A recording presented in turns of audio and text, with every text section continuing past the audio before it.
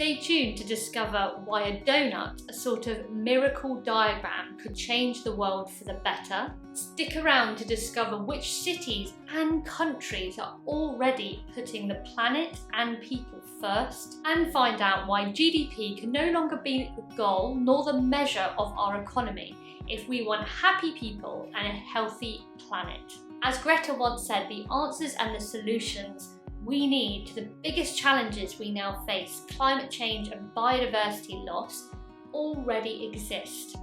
And I know where they exist. They exist within the pages of books. And that's what this whole series is centered around, sharing those key insights.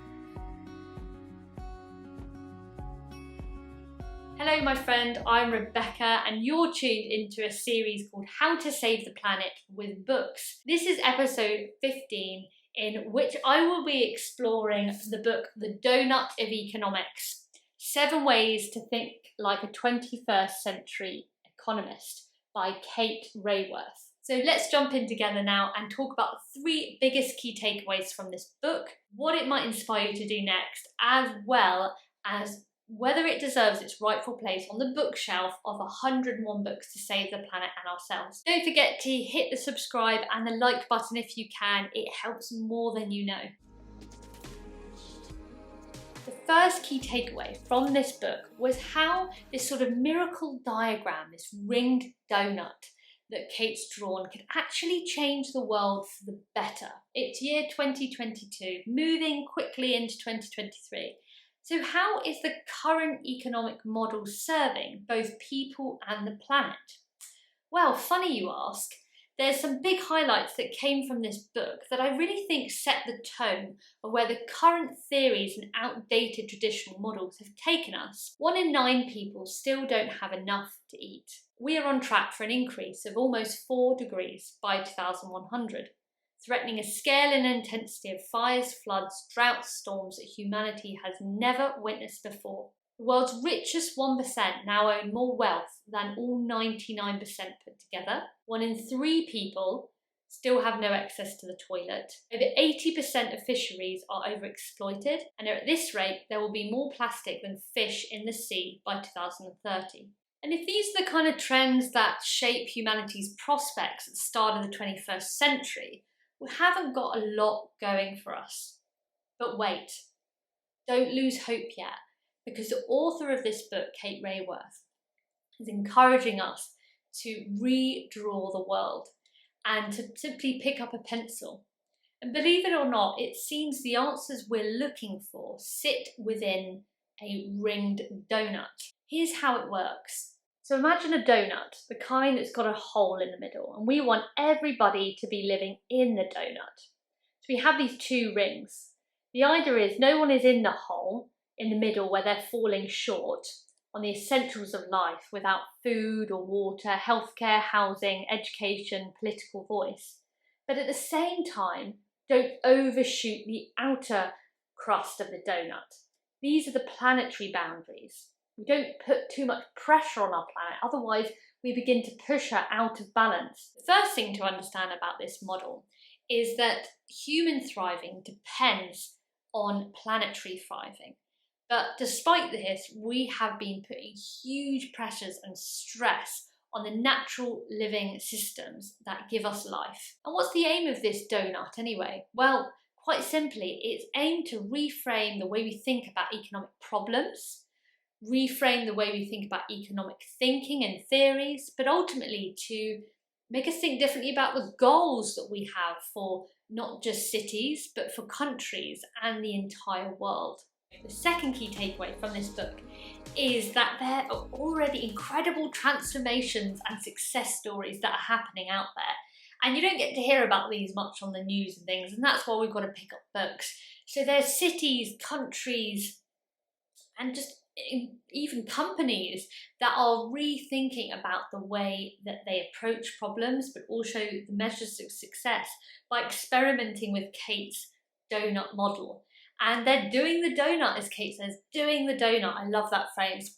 And these places include places like Copenhagen, Amsterdam, Brussels, Berlin, Cambridge, all of which are experimenting with Kate's Doughnut model. There's one city which has adopted it more than any other: Amsterdam.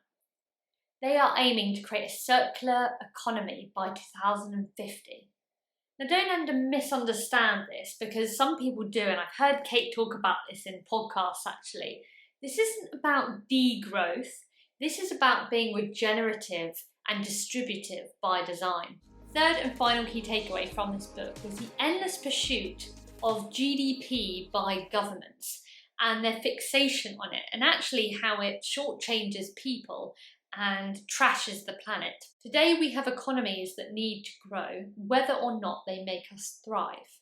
What we need are economies that make us thrive whether or not they grow. For over half a century, economists have fixated on the measure of GDP as the first measure of success, of economic success.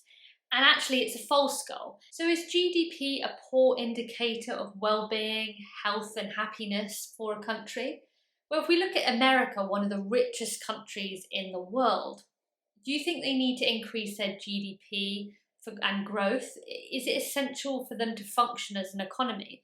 Well, interestingly, if we think about Costa Rica, they have higher life expectancy than the US, higher happiness indicators than the US, yet 80% less GDP per capita than the US. As I heard on the podcast for Economics, this can be really liberating. We can improve lives of people without striving for growth. And it's really interesting because I heard about this from New Zealand, who's actually abandoned GDP as a goal.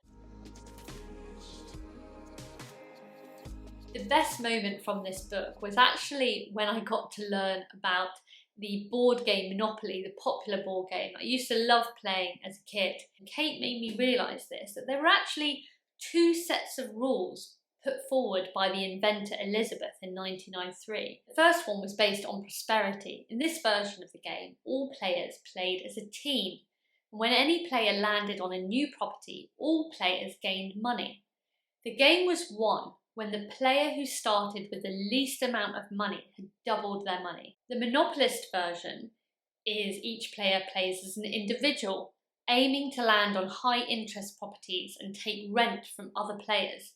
The game ends when one player bankrupts the rest. And when the game was sold to a developer, the first set of rules, the prosperity ones, was completely ignored and dismissed, and they moved to the second option, where basically success looks like one person owning all the money, all the properties, and everybody else being bankrupt. And if we look at today, the stark reality is this, that 1% of the population own more wealth than all 99% of the population put together.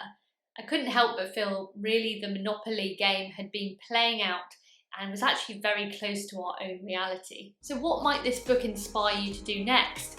Well, feeling so compelled by this incredible miracle diagram, this new way of thinking that Kate Raworth's already doing incredible things across the world with, is to go onto the website Doughnut Economics and to actually read even more about it. There's free resources on there, and nobody's too small, whether you're somebody that's passionate about your community, whether you're in a village, a town, a city, whether you're a company or you're a small enterprise or a much larger one. You can use the Doughnut Economics thinking and the model and the resources they have on there to really focus on the solutions, to have a new way of thinking about some of your problems, but to really be on this incredible movement that's happening. The final part of this episode, which I always love to answer, is the question, does the book deserve its rightful place in the bookshelf behind me for 101 books to save the planet? Well, yes, Kate Raworth, you do. What a beautiful writer, what an incredibly smart woman, an inspiring person who is creating a profound shift in thinking around the world. I really hope you guys can join me for next time, in which we'll journey to the heart of one of my favourite places in the world, the Cairngorms, the largest national park in the UK, which is based in Scotland. And the book's called Regeneration: The Rescue of a Wild Land by Andrew Painting. What a beautifully, hugely enjoyable book, where the author Andrew unravels the social and political complexities that surround nature conservation. So if you have an interest in conservation, it is really a book worth reading. So see you next time to talk about this wonderful book. Thank you so much for joining me for this one, and see you next time.